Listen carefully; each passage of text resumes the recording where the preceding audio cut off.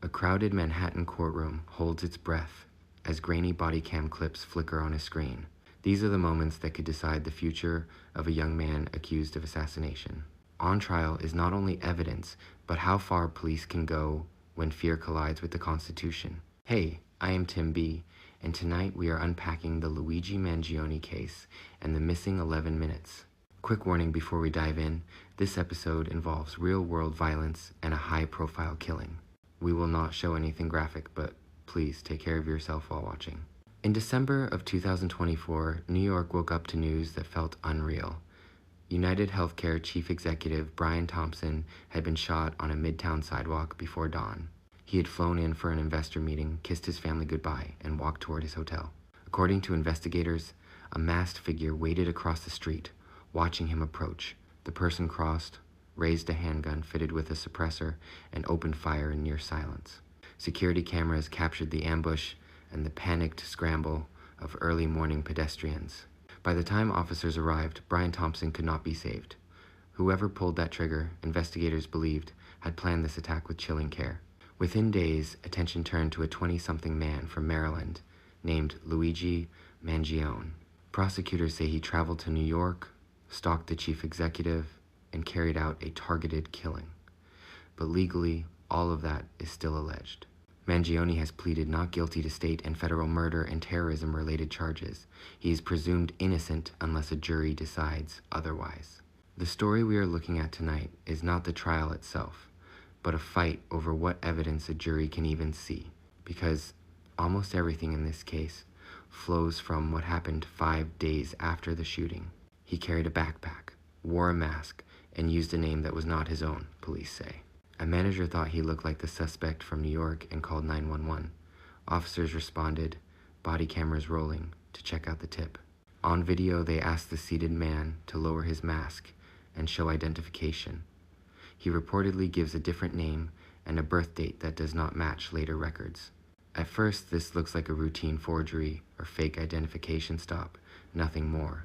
But officers in Altoona already know New York detectives are searching for a gunman. They know the weapon used in Manhattan has not been recovered, so when they see a backpack, their fear spikes.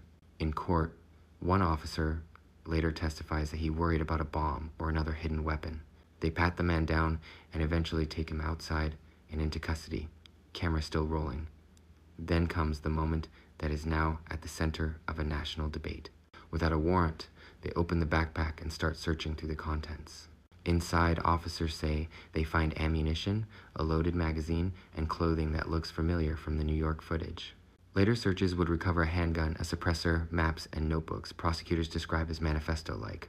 If allowed at trial, that backpack could be one of the most powerful pieces of evidence against him. But that is exactly what the defense is trying to throw out right now. Their argument is simple and explosive. They say the search of the backpack was unconstitutional and that police pushed past the limits of their authority. They point to 11 missing minutes of body camera footage, a gap they argue should trouble everyone. What happened in that window when cameras were off, or when video was not preserved? Prosecutors insist there is an innocent explanation, that technical issues and normal workflows caused the gap. They say officers believed they were facing a possible bomb threat and acted to protect the public. To them, this was an emergency, not a chance to quietly build a case without a warrant. In these hearings, we have watched those Altoona officers take the stand and relive their decisions. Defense lawyers press them on every choice. Why not wait for a warrant? Why search the bag on a restaurant table instead of calling in bomb technicians immediately? Why read Mangione his rights only after nearly 20 minutes of questions? The officers push back, sometimes frustrated, saying they truly believed lives might be at risk.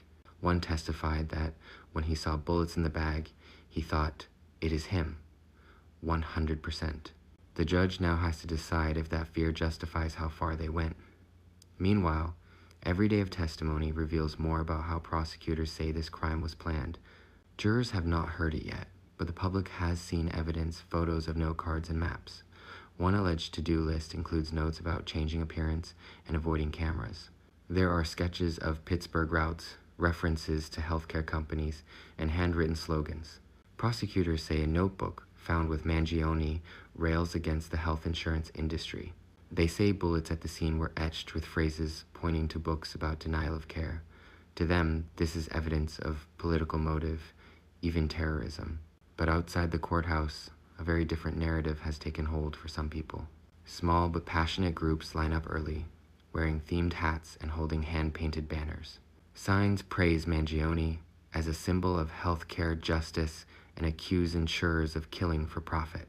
Online, there are fan accounts, defense fund campaigns, and even artwork turning him into a kind of saint. This is where the case gets deeply uncomfortable, because no matter how angry people are about medical bills, celebrating real-world violence crosses a line. Victims' families have to watch strangers turn their pain into memes and fan edits. Brian Thompson was not just a job title or a symbol. He was a husband, a father, a person. His loved ones have described him as driven, kind, and deeply devoted to his kids. His wife has spoken about threats he received and a family shattered by the shooting.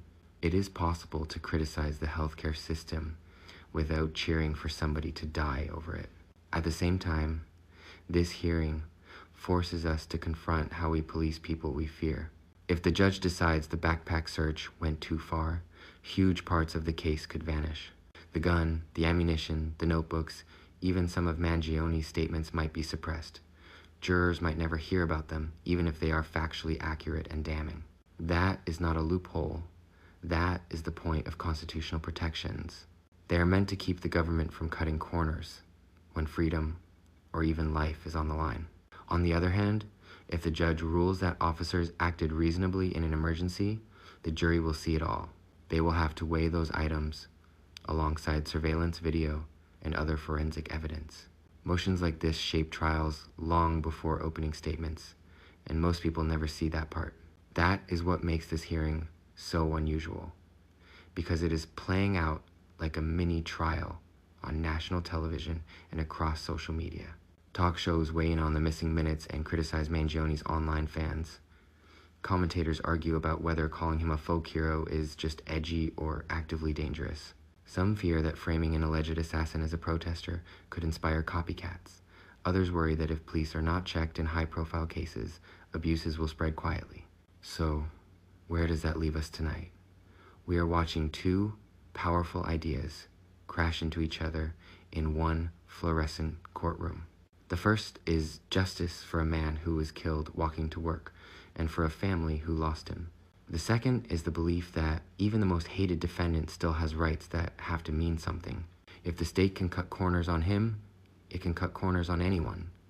Whatever you think about Luigi Mangione, cheering for unconstitutional policing is a dangerous move. And whatever you think about healthcare corporations, cheering for assassination as protest is too.